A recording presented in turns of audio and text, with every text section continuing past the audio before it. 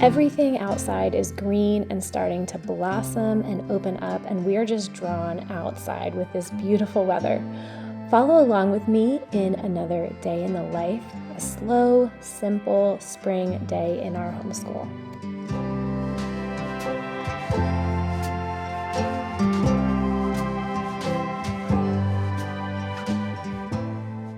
We have just finished up with morning time this morning, and we're moving on to our chores. So I have my little ones helping me get started with laundry. All the other kids know where they're supposed to be and what area of the house that they're supposed to work on. William is Afton's helper in the bathroom, so I found this works really well just when they're starting to do their own chore, to have them work alongside an older kid to learn how to do it. This is the part of the day that most people wouldn't even consider homeschool, but I think learning to take care of our home, clean up after ourselves, get things back in order is a great life skill, and I consider it part of our homeschool day. If this is your first time on my channel, let me introduce myself. My name is Sherry. I'm a homeschooling mom to 10 kids.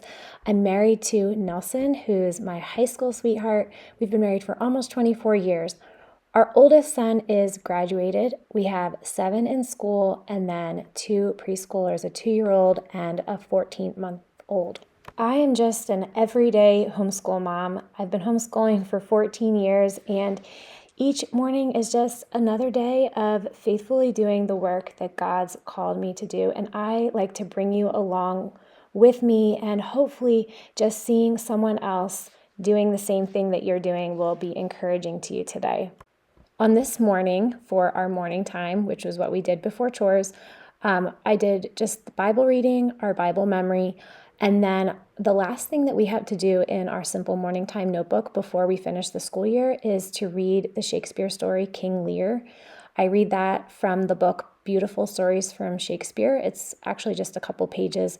The kids really love it. It's a great way to introduce them to the plays so they can get familiar with them. And then after that, we did current events with World Watch. I'm just getting my little guys dressed and ready for the day. And I find that if I spend some time with them in the morning, first thing, reading to them, playing with them, that just helps get our day off on the right foot. My daughter Holland has recently just fallen in love with the Raggedy Ann stories, and you can see this book, actually the cover is torn off and some of the pages are ripped. I need to get a new one, but she has asked me to read this over and over to her. The same stories, there's 3 or 4 of them in this book, and she just wants to hear them over and over, and she just loves this. So I just love to see that enthusiasm with them. If you see behind me the red solo cups, these are in all of our windowsills right now, and it's basically this way every time this year from about the beginning of April until the middle of May. Those are our seeds that we planted for our garden. So we plant cucumbers, tomatoes, peppers, sometimes some basil, and we do that back in at the end of March, beginning of April, and they sit in our windowsills until we're ready to plant them in May. Our big kids are started on their independent work. Afton is working on measuring angles with a protractor. We've had to buy so many protractors, and we finally realized that we're just buying a metal one because the plastic ones get stepped on, they get broken. So that's what she's working on. Bryn's on copywork. Jenna's working on her French. The other kids, I'm about to sit down with William outside for a math lesson. Once the weather gets nice, we really take everything outside. We do as much schoolwork outside as possible. And on the one hand, this is great because I love to be outside and I don't want to be in when it's really nice. But on the other hand, it really is kind of distracting to be doing work outside.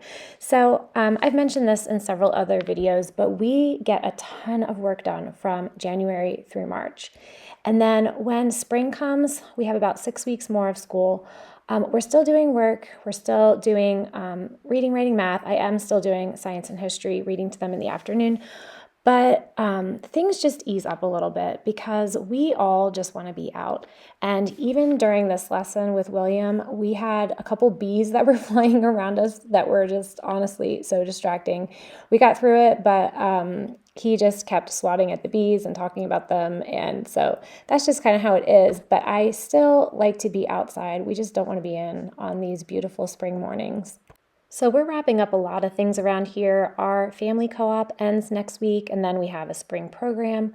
Our high school kids, their drop-off co-op ends at the end of April, and they just have some projects that they need to work on, so I'm helping them finish those up. I want to take a break real quickly in this video to tell you about a mini e-course that's launching Tuesday, April 16th called How to Take the Stress Out of Homeschooling.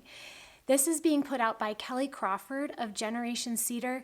I've been following Kelly Crawford for probably 10 years. She's been blogging since 2007. She's a mom of 11 with 23 years homeschooling experience. I can't recommend her enough. Everything Kelly writes about on her blog and shares is just excellent.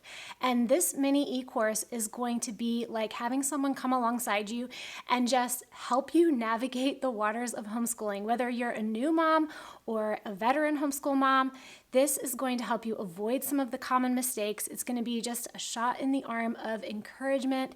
It will help you relax. Click on the link below in the description box to take a look at the first lesson for free and also to get on the wait list so you can get the course half off in the first 24 hours.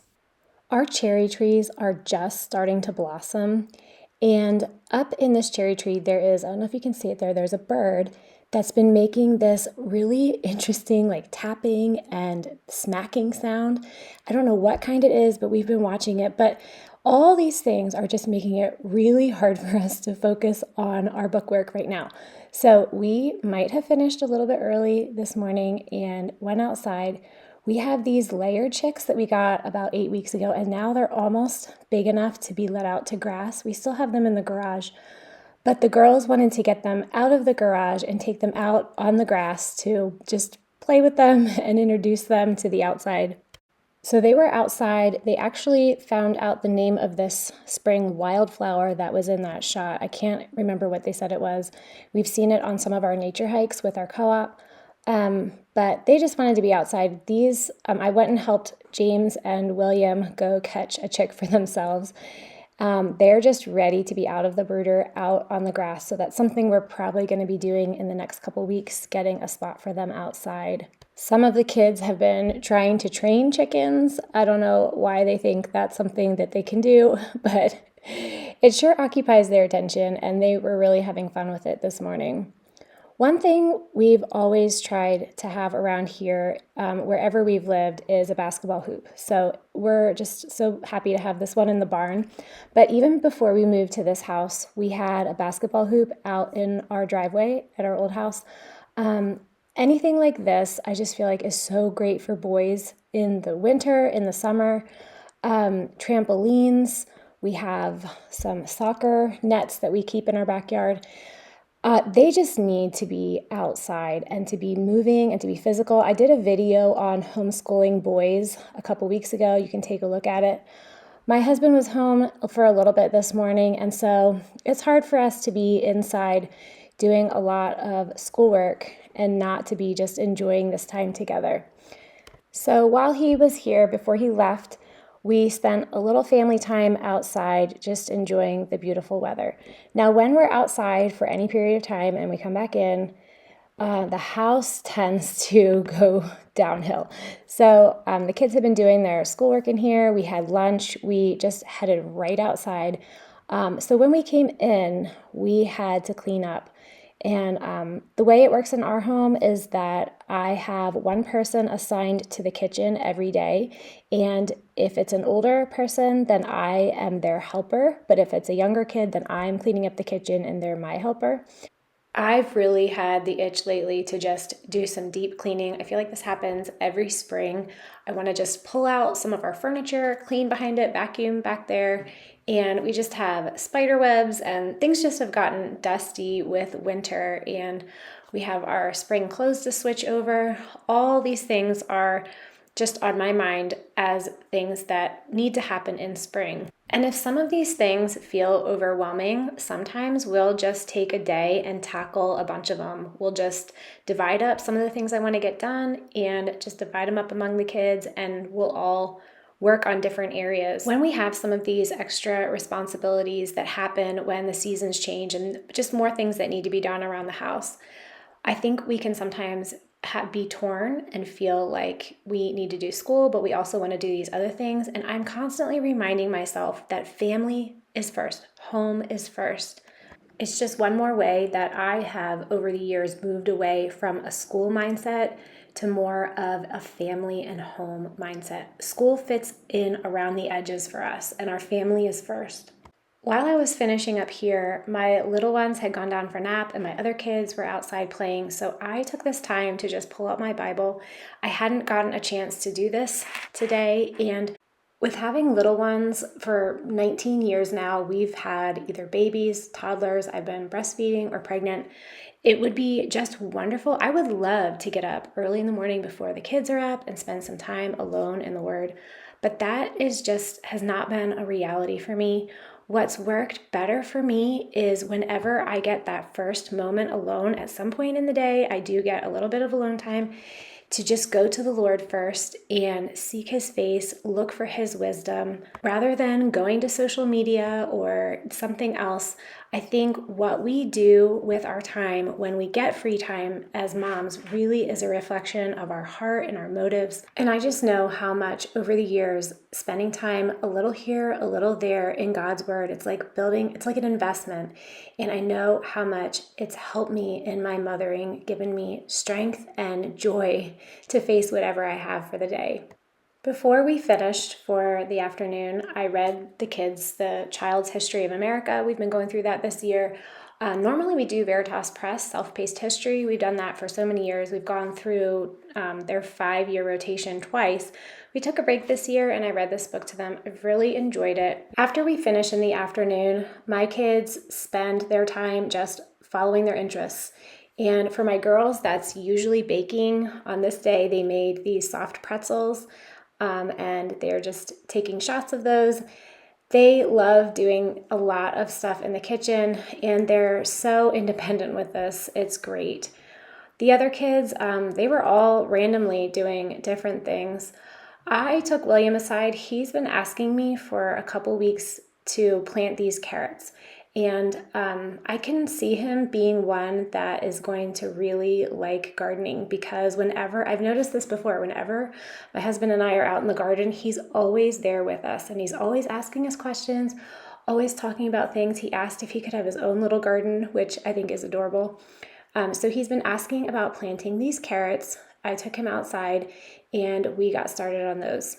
I feel like our kids have learned so much from us having a garden. They can recognize all the different seeds, the different plants when they come up. They can go out in the garden and tell you what everything is. They know what's going to come up first.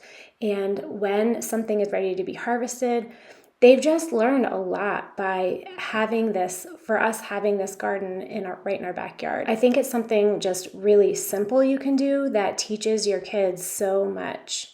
I want to touch on one more thing before I wrap up this video.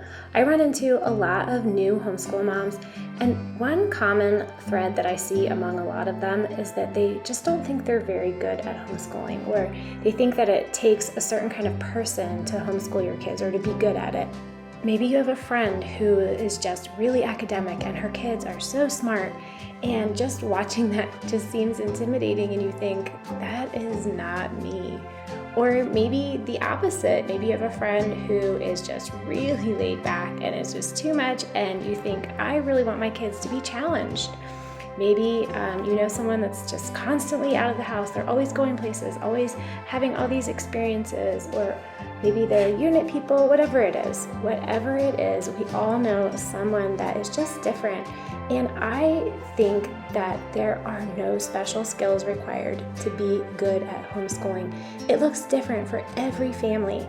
When it comes to our family life, we don't feel like we have to be a certain way or look a certain way. We just live our life. And why should it be any different with homeschooling? Just be you. Be the mom who brings her kids alongside of her, and whatever you're learning, Follow them in their pursuits when they're interested in something. Give them the tools that they need. Just be a good mom. That's what makes you a great homeschooler. Thank you for following along with me today. I do one video a week on homeschooling encouragement for everyday moms.